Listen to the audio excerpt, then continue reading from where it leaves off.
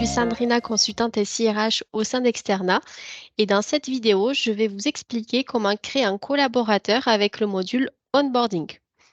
Donc, il faut comprendre que ce module Onboarding, il a deux fonctionnalités. On va d'abord retrouver le pré-onboarding et ensuite le onboarding.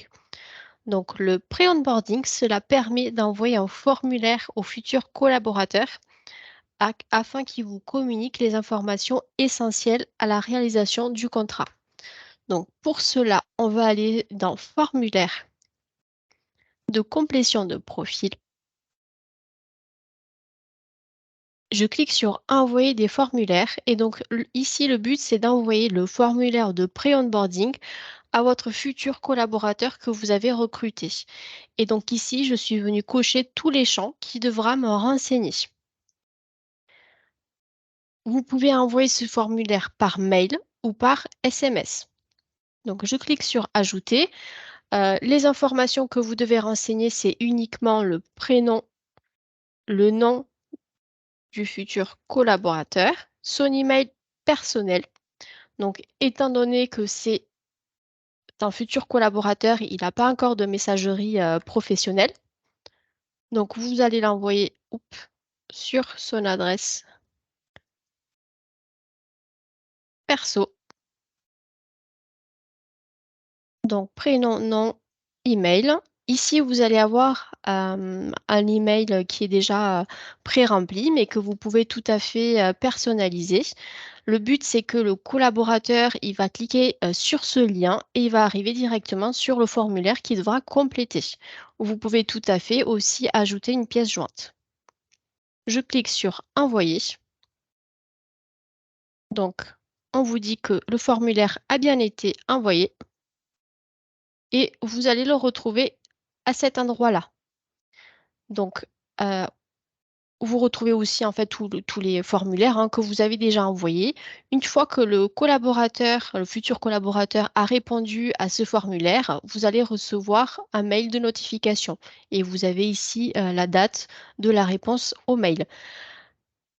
Vous pouvez aussi vérifier le formulaire que vous avez envoyé. Je copie ici le lien et ici, je peux retrouver le formulaire. Donc, c'est le formulaire qu'il va recevoir. Quand il va cliquer sur le lien, il devra renseigner les informations avec, qui ont en fait le petit astérix. Donc, ça, c'est la première étape. Donc, c'est une étape à faire avant que le salarié arrive dans votre entreprise. Cela vous permet d'avoir toutes les informations pour recevoir le salarié et éventuellement faire son contrat de travail.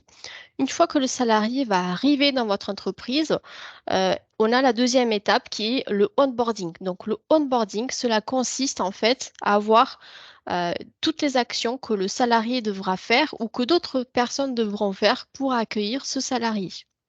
Pour cela, vous allez paramétrer un modèle de onboarding. Vous pouvez tout à fait en avoir plusieurs modèles. Dans ce modèle, vous allez avoir les actions à faire par le collaborateur et éventuellement des actions à faire par d'autres personnes. Par exemple, sur les actions à faire pour le collaborateur, vous souhaitez d'abord qu'il puisse éventuellement lire un texte ou prendre connaissance d'un document sur l'affiliation mutuelle. Vous souhaitez ensuite qu'il découvre votre entreprise, ça peut être un texte, ça peut être une vidéo, etc. Donc ici, le but, c'est vraiment d'avoir toutes les actions qu'il va devoir réaliser lors de son arrivée. Et vous pouvez tout à fait aussi avoir des actions à faire par d'autres personnes, comme par exemple préparer son contrat de travail, préparer son poste de travail, organiser la journée d'accueil. Donc, ce qui est bon à savoir, c'est que vous pouvez donc ces actions peuvent être faites par des personnes internes à l'entreprise, mais vous pouvez tout à fait avoir une personne externe à l'entreprise, c'est-à-dire une personne qui n'est pas dans SILA RH Pro, mais pour autant, elle va recevoir une notification. Une fois que vous avez paramétré votre modèle d'onboarding, vous allez pouvoir lancer ce modèle à votre collaborateur qui vient d'arriver. Donc, je vais sur Onboarding. Donc ici, j'ai toute la liste des personnes qui sont aujourd'hui sur le onboarding. Je clique sur Ajouter et donc là, je vais rechercher mon collaborateur. Donc ici, on a John, le contrat du collaborateur, le modèle, parce que vous pouvez tout à fait en avoir plusieurs. Et je clique sur sauvegarder.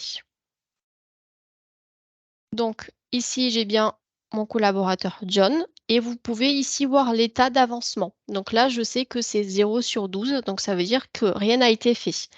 Si je me connecte ici avec le profil du collaborateur, donc je vais vous montrer à quoi ressemble en fait le onboarding du point de vue d'un collaborateur. Donc je me connecte ici avec John et donc dès la page d'accueil, je vois que ici j'ai des actions à faire de onboarding. Donc je vois la prochaine action à réaliser, c'est l'affiliation mutuelle. Donc je clique dessus et donc ici, on va avoir toutes les étapes que vous avez paramétrées. Dans mon exemple, j'avais juste paramétré un texte mutuel, mais vous pouvez tout à fait ici avoir des documents ou un texte un peu plus long. Donc je valide et je passe à l'étape suivante. Donc ici, découvrir notre entreprise, vous pouvez éventuellement faire une présentation de votre entreprise, par exemple. Et ici, donc je peux passer à chaque étape. Donc dans cette étape-là, je dois compléter mon profil. Donc ici, le collaborateur doit compléter d'autres informations. Du côté ici de l'administrateur, donc si je réactualise la page, donc je vois bien que John, il a déjà réalisé 2 actions. Si vous cliquez ici sur la petite loupe, vous pouvez voir en fait l'état d'avancement. Donc vous avez toujours, vous retrouvez en fait les actions à faire par John et les actions à faire par d'autres personnes. Donc vous voyez bien que John a fait ces 2 actions-là. Vous voyez la date de réalisation.